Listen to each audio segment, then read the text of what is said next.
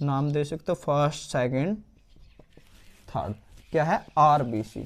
First point RBC, इसका full form red blood cell. Red blood cell बहुत ही अच्छा टॉपिक है और एग्जाम के पॉइंट ऑफ व्यू से भी। देखिए इसके अंदर मतलब मैंने बोल दिया, इसका सेकंड नेम क्या है? इरिथ्रोसाइट्स। आरबीसी का फुल फॉर्म होता है रेड ब्लड सेल्स। ठीक है, अब देखिए आरबीसी के अंदर सबसे पहले न्यूक्लियस नहीं होता। यहां आरबीसी के अंदर न्यूक्लियस नहीं होता।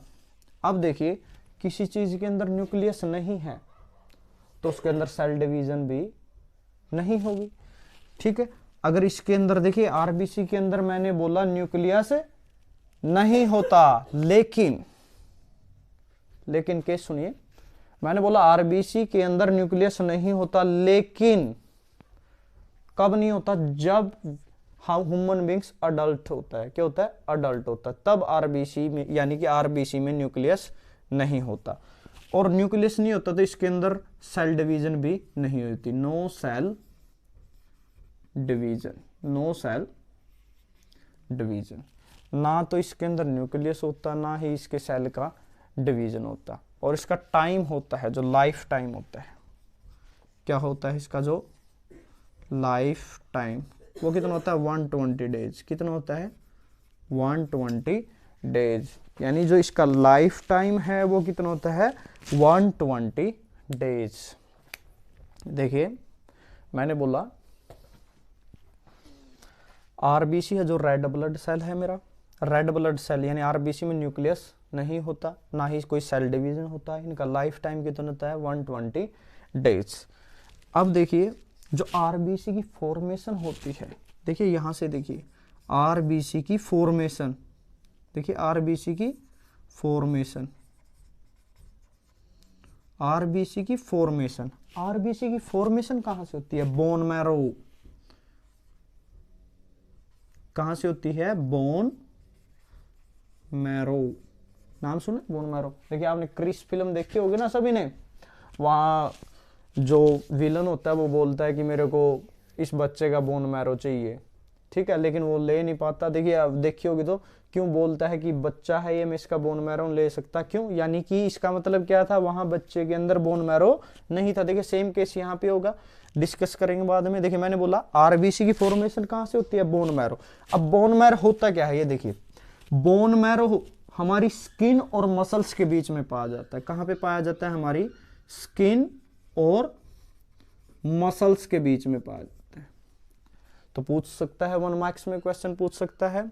ठीक है, कुछ भी पूछ सकता है कि आरबीसी के अंदर न्यूक्लियस होता है? नहीं होता।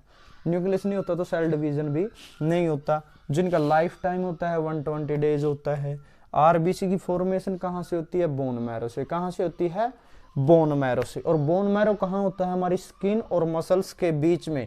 जो मटेरियल होता है या जो फॉर्मेशन होती है किसकी होती है? वो देखिए हम ये भी बोल सकते हैं, अगर नहीं पता आपको, जो ये ब्लड कॉर्पसल्स है तीनों की फॉर्मेशन वो कहां से होती है? Bone marrow. कहां से होती है? Bone marrow. अब देखिए बोन मैरो में क्यों बोला? यह अब बोल दिया मैंने, बोन मैरो कहाँ है मेरा? स्किन और मसल्स के बीच में होता है। स्किन और मसल्स के बीच में जो मटेरियल होता है उसको बोलते हैं बोन मैरो।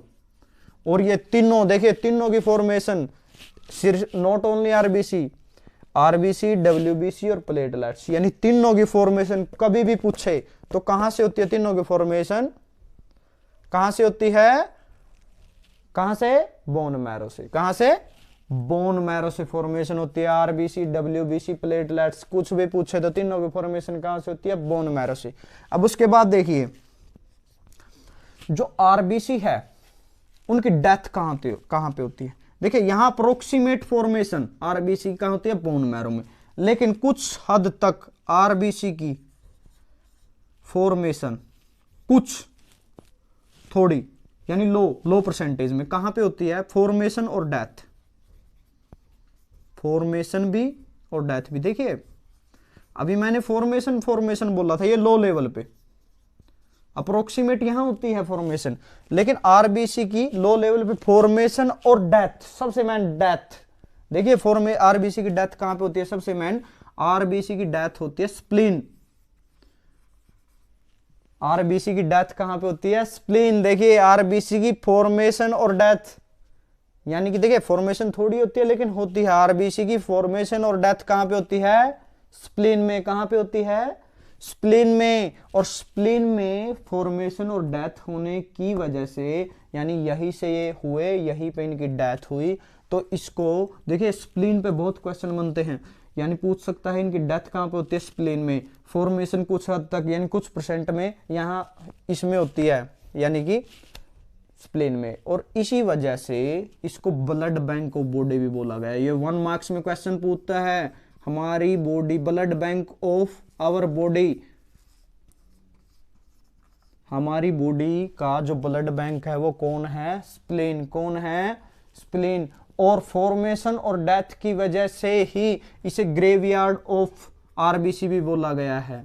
क्या बोला गया है, ग्रेवयार्ड ऑफ आरबीसी।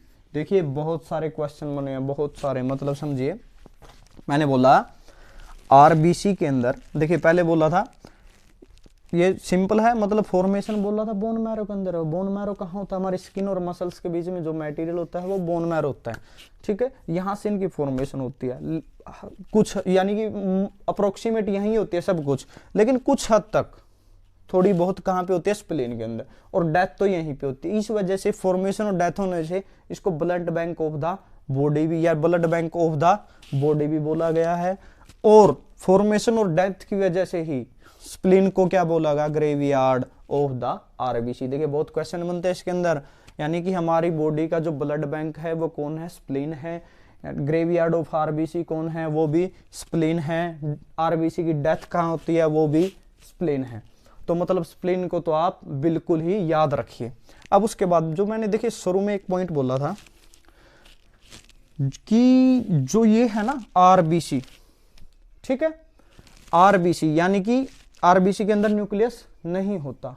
अगर मैं बोलूं आपको, देखिए अब आरबीसी के अंदर न्यूक्लियस नहीं होता।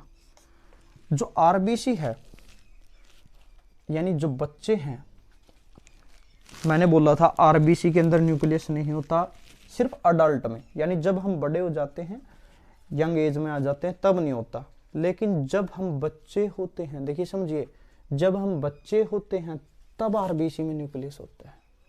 क्या होता है तब आरबीसी में, मतलब समझिए जब आरबीसी, देखिए जब हम बच्चे होते हैं आरबीसी में, यानी चाइल्ड की आरबीसी में न्यूक्लियस होता है।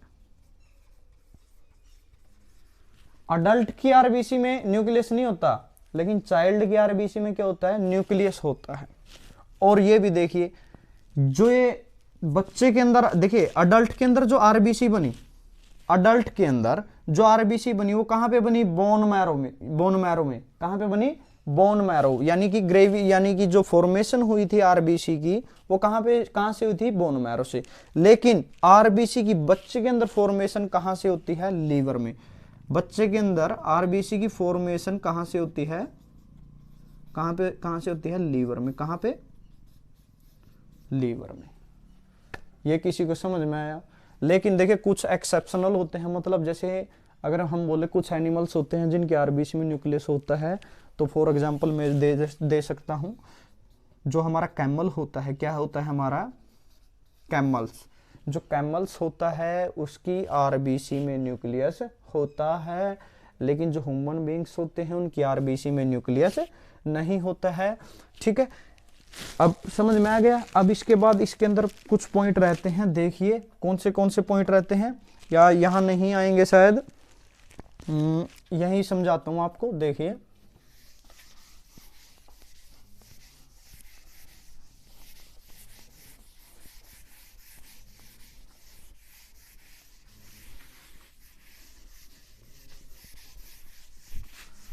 इसको अच्छे से कर लीजिए। अगर आरबीसी, डब्ल्यूबीसी और प्लेटलेट्स, एक बार अच्छे से सुनिए, अगर सुनोगे तो आपका एग्जाम में इससे बाहर कुछ भी नहीं आएगा, सिर्फ सुनना है। देखिए मैंने यहाँ तक करा दिया कि कैमल की आरबीसी में न्यूक्लियस होता है। एक बार इसको ध्यान से देख लीजिए, मैंने इसमें कुछ नहीं बोला, दोबारा देख लीजिए।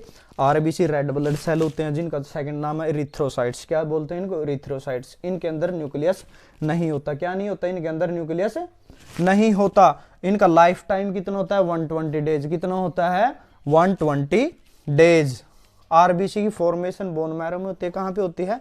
बोन मैरो में। और जो बोन मैरो है वो हमारी स्किल और मसल्स। देखिए अकेला not only RBC, RBC, WBC, platelets, तीनों की फॉर्मेशन कहाँ पे होती है? यानी ब्लड कॉर्पसल्स की फॉर्मेशन कहाँ से होती है? बोन मैरो से।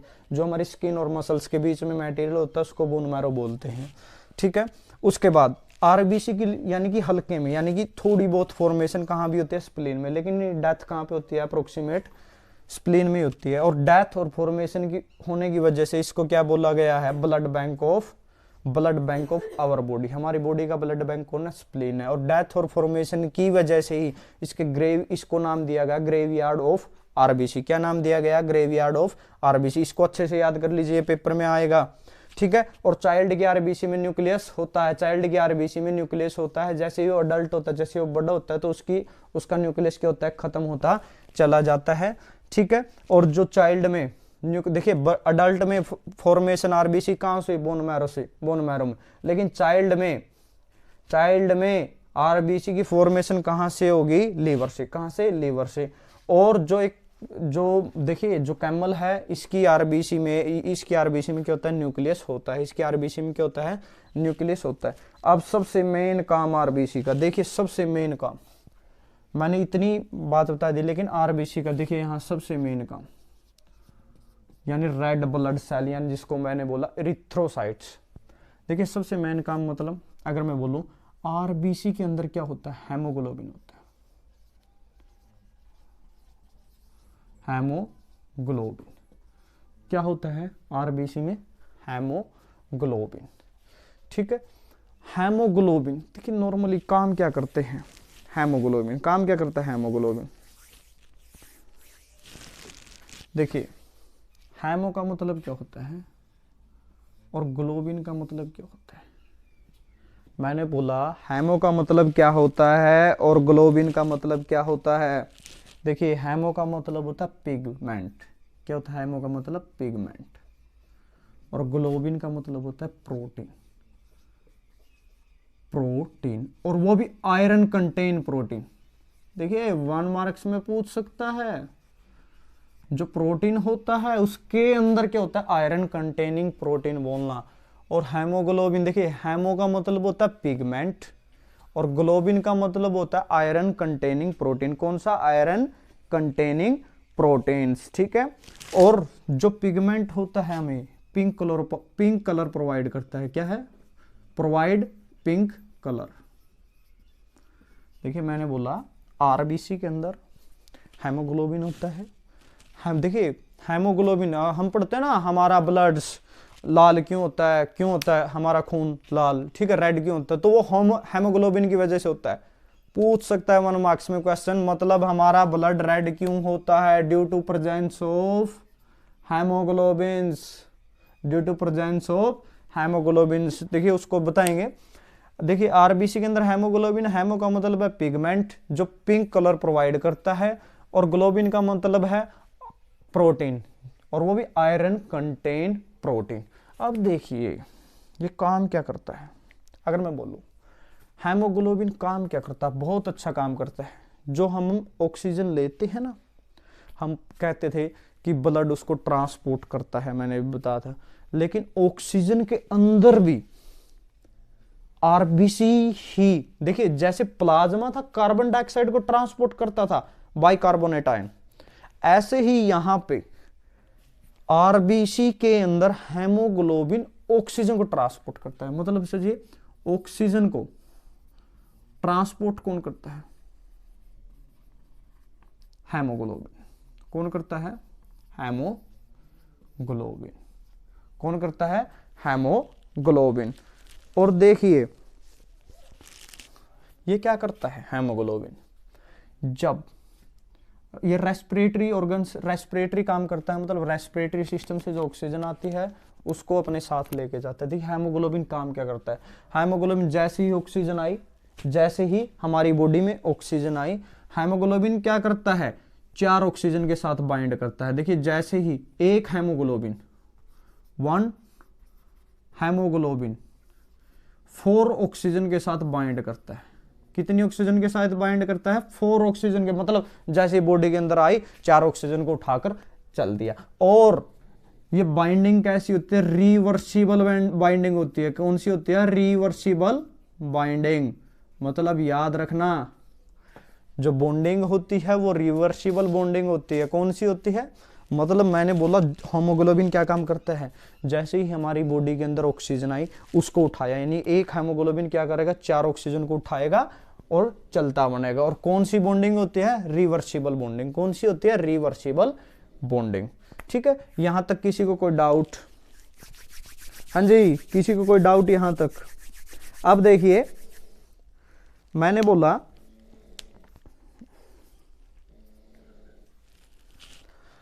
बोला था जो हेमोग्लोबिन की वजह से ही, हेमोग्लोबिन की वजह से ही हमारा ब्लड रेड है। ठीक है, रेड ब्लड किसकी वजह से है, red blood due to presence of, या due to presence of haemoglobin. लेकिन कब, देखिए ये भी अलग अलग मेंशन करेगा, मतलब कब है, जब ऑक्सीजनेटेड ब्लड आएगा। कौन सा, ऑक्सीजनेटेड ब्लड और डीऑक्सीजनेटेड ब्लड। देखिए दोनों में डिफरेंस है। अब ऑक्सीजनेटेड में पता नहीं होगा बहुत सारे बच्चों को। देखिए ऑक्सीजनेटेड मतलब जिसमें ऑक्सीजन मिली हुई, जी यानी जिस खून में, यानी जिस ब्लड में ऑक्सीजन मिली हुई है वो ऑक्सीजनेटेड ब्लड, और जिसमें ऑक्सीजन नहीं मिली हुई है वो कैसे होता है, डीऑक्सीजनेटेड ब्लड। अब देखिए मैंने बोला हमारे ब्लड का रंग लाल, ठीक है। अब देखिए ऑक्सीजनेटेड ब्लड होता है ना, उसके अंदर ब्राइट रेड होता है। हमारा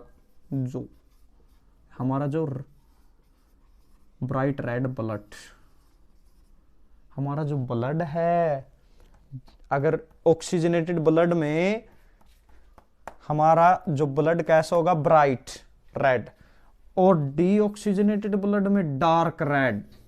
कैसा होगा, डार्क रेड। कैसा होगा, डार्क रेड। अब देखिए ये आपका लगभग फिनिश हो गया सारा का सारा टॉपिक, ठीक है। अब इसमें से एक बार इसको रिवाइज कर लीजिए, मतलब सिंपल था।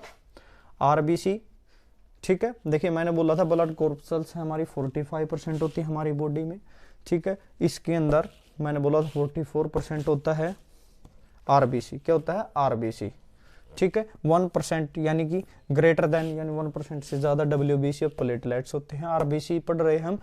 इन तीनों की फॉर्मेशन कहाँ से होती है, बोन मैरो से, जो स्किन और मसल्स के बीच में होता है।